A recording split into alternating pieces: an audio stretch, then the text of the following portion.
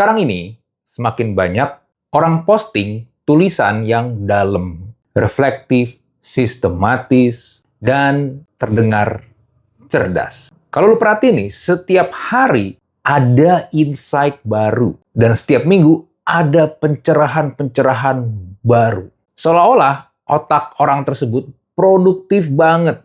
Nggak ada liburnya. Pokoknya ide tulisan ada aja. Namun permasalahannya adalah banyak tulisan-tulisan tersebut itu cuma hasil copy paste mentah-mentah dari AI seperti ChatGPT, Gemini, atau sekarang yang lagi rame Claude. Dan seringkali nggak diedit, nggak diperkaya dari pengalaman atau pemikiran dari si yang posting, bahkan yang paling fatal nggak dipahami dulu. Langsung dikopas, lalu diposting seakan-akan hasil tulisan dan pengalaman pribadi dia. Disitulah masalah terbesarnya. Bukan karena dia pakai AI, tapi karena kebohongan dengan mengklaim semua yang dia tulis itu lahir dari kompetensi dan pengalaman pribadi dia. Di episode kali ini, mari kita bedah bareng-bareng fenomena ketololan penggunaan AI ini. Tulisan yang kopas mentah-mentah dari AI itu biasanya punya pola penulisan yang menurut gua terlalu bersih. Kalimatnya simetris, flow-nya terlalu tertata, dan banyak banget punchline-punchline yang terdengar wah. Tapi semua itu nggak ada esensi dan nggak ada emosinya sama sekali. Ketika lu baca, mungkin lu mikir, oke, ini terdengar pintar. Tapi coba deh, lu tanya, lu komen, pertanyakan isi dari postingan dia. Biasanya yang sering diketemukan adalah antara penulisnya kabur, nggak tahu kemana, atau dia menjawab komenan lu dengan jawaban yang generik juga karena dia jawabnya pakai AI.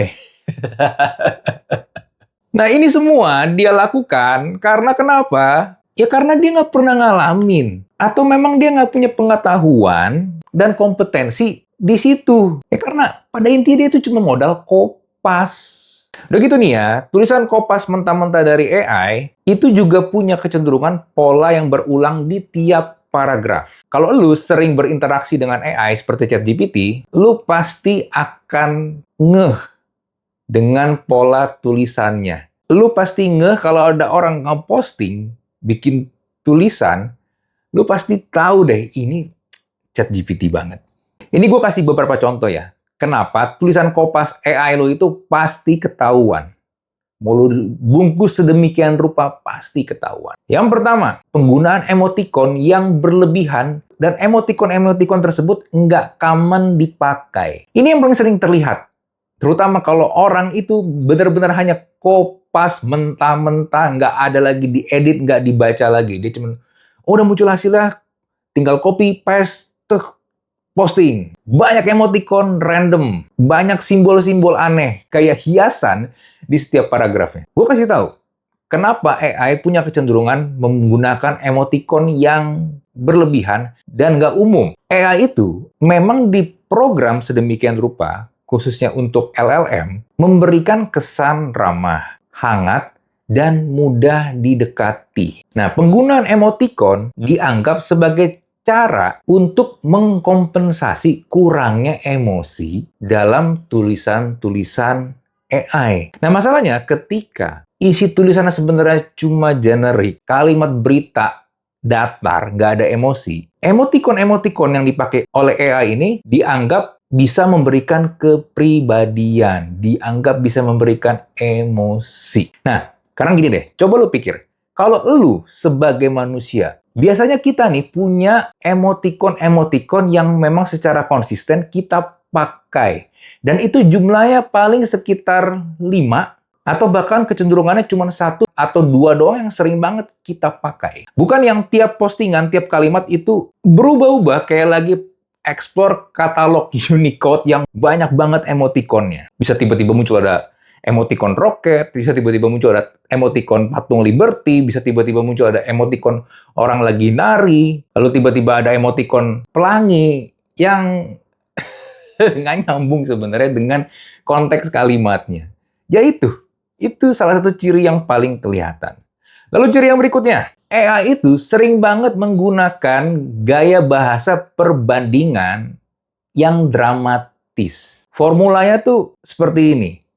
Ini bukan A, ini bukan B, tapi ini C. Nah, struktur retorika perbandingan dramatis ini sering banget muncul di tulisan kopas dari AI. Sebenarnya nggak ada yang salah dengan teknik penulisan komparasi seperti ini. Namun permasalahannya adalah di frekuensi dan konteksnya. Kalau setiap insight dibangun dengan framing dramatis, tanpa pengalaman real dari orang yang mengalaminya, jadinya itu bukan refleksi lagi. Jadinya tuh berlebihan kalau lu baca. Udah gitu, punchline-nya pendek-pendek tiap kalimat. Karena gini, tulisan yang memang benar-benar hasil dari pemikiran elu, dari refleksi, dari pengalaman elu, itu pasti punya detail, punya informasi yang lengkap. Contoh, ada waktunya kapan, ada tempatnya di mana, ada orangnya siapa, dan momen spesifiknya itu seperti apa. Sehingga dari situ, elu kalau menulis bisa mengajak orang untuk berimajinasi dengan pengalaman yang mau lu bagikan. Karena memang lu merasakannya sendiri, dan itu pengalaman unik yang hanya lu punya, dan lu taruh dalam bentuk tulisan. Nah, kalau lu baca 3 postingan berturut-turut dengan struktur retorika yang sama, dengan gaya bahasa perbandingan tadi, kemungkinan besar itu bukan dari proses berpikir, tapi pola yang dipakai ulang oleh AI, dan lu kopas, lu posting, dan lu klaim bahwa seakan-akan itu adalah tulisan gua, hasil dari pemikiran gua pribadi. Lalu ada beberapa contoh lain, yang salah satu juga yang sering banget diketemukan adalah penggunaan tanda long dash, jadi garis strip tapi panjang, dan garis stripnya ini ada di posisi di tengah-tengah huruf. Itu juga gue melihat sering banget digunakan. Walaupun belakangan gue udah jarang melihat ada tuh, karena itu sering banget di sounding. Kalau wah ada long dash itu AI mungkin ya, mungkin orang-orang yang kopas juga sadar, wah ada long dash nih, kita hapus, kita hapus, kita hapus. Atau mungkin pas dikasih promo, jangan gunakan tanda long dash. Biar terlihat seperti manusia, biar terlihat seperti gua yang menulis, bukan AI yang menulis. Gue jadi AI-nya gue juga bingung, nih orang mau ngapain sih sebenarnya? Mau nipu ya?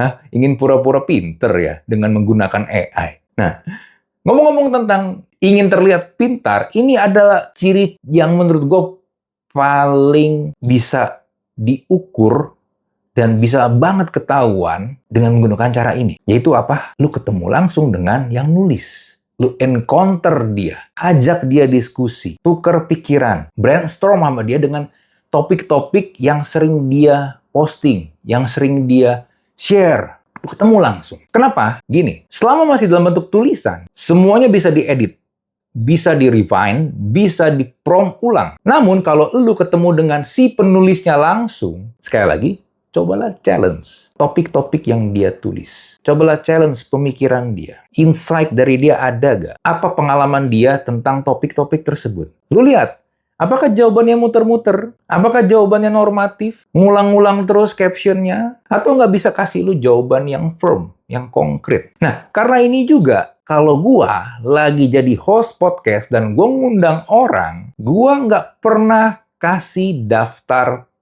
pertanyaan. Lu boleh tanya orang-orang yang pernah gue undang, baik di podcast e-commerce atau podcast di channel YouTube gue ini. Lu boleh tanya ke mereka. Nggak pernah gue kasih daftar pertanyaan. Semuanya unscripted. Kenapa? Karena gue pengen menggali isi kepala dari orang tersebut, dari guest yang gue undang. Karena menurut gue, kalau memang dia punya pengalaman, memang expert di situ, punya kompetensi di situ, tanpa perlu kita kasih daftar pertanyaan, tanpa perlu dia mempersiapkan diri, dia memang tahu, dia memang sudah paham. Tapi kalau lu masih dikasih daftar pertanyaan, itu pun juga jawabannya banyak yang loncat-loncat, banyak yang nggak jelas, ya menjadi tanda tanya besar. Lu sebenarnya paham nggak dengan apa yang lu sering omongin ini? Dan gua pun juga selalu mengarahkan kalau podcast itu adalah ngobrol, bukan tanya jawab. Jadi, ya kita ngobrol aja sebagai teman, lagi diskusi. Lagi ngopi-ngopi santai.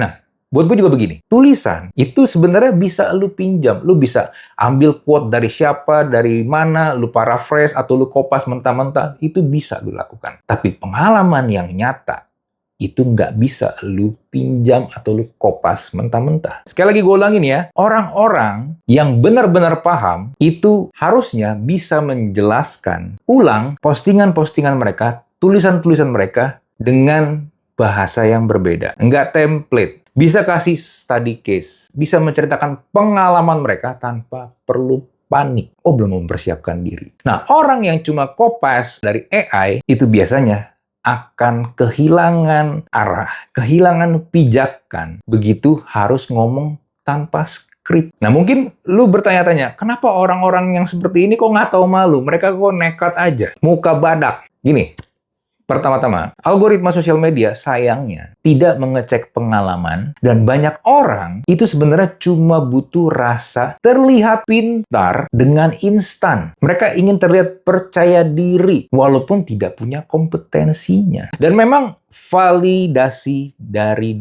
sosial media ini addictive, candu. Apalagi buat orang yang selama hidupnya itu minim afirmasi atau nggak pernah mendapatkan afirmasi sama sekali dari kecil, ketika mulai menerima likes dan komen-komen yang seakan-akan memvalidasi tulisan kopas tersebut, orang itu merasa seakan-akan mendapatkan pengakuan. Jadinya, karena mereka merasa jalan paling cepat, shortcut-nya untuk mendapatkan semua itu adalah menggunakan AI, kopas aja dari AI, lalu mengklaim itu sebagai insight pribadinya dia, akhirnya banyak orang yang ambil jalan tersebut. Nah, menurut gua pribadi, sebenarnya bukan karena mereka jahat, tapi karena mereka punya ego yang lapar. Egonya selama ini nggak pernah dikasih makan. Dan karena sudah keburu nyemplung, dibablasin aja sama mereka. Nah, lalu pertanyaannya sekarang gini, apakah semuanya ini nanti one day akan kebongkar? Menurut gua, sebagian akan kebongkar kalau klaimnya terlalu tinggi. Sebagian akan